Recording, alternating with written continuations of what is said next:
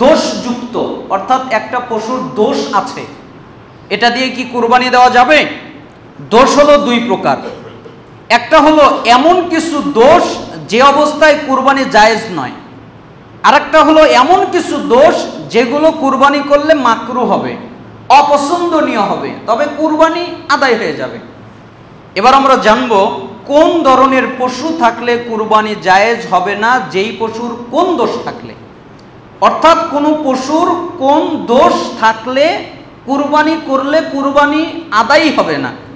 এটা আমরা দেখতে পারি বারা ইবনে আযিব রাদিয়াল্লাহু আনহু বর্ণিত একটা হাদিসে তিনি বলেন, কোন একদিন রাসূল সাল্লাল্লাহু আলাইহি সাল্লাম আমাদের মাঝে দাঁড়ালেন, তারপরে বললেন, 4 ধরনের দোষযুক্ত পশু দিয়ে কুরবানি হারাম, জায়েজ নয়, বৈধ নয়।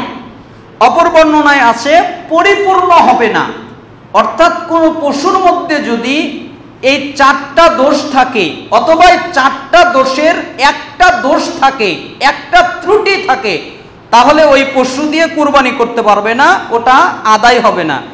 1 নম্বর দোষ হলো অন্ধ, যার অন্ধত্ব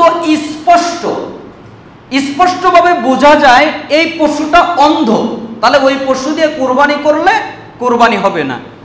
2 নম্বর হলো রোগাক্রান্ত, যার রোগ স্পষ্ট, মানে দেখলেই বোঝা যায় এই পশুটা রোগাক্রান্ত, অসুস্থ, ঠিকমতো হাঁটতে পারে না, ঠিকমতো চলতে পারে না, বিভিন্ন উল্টাপাল্টা কাজ করে, দেখলেই বোঝা যায় পশুটা অসুস্থ, যার রোগ স্পষ্ট, ওই পশু দিয়ে কুরবানি করলে কুরবানি হবে না।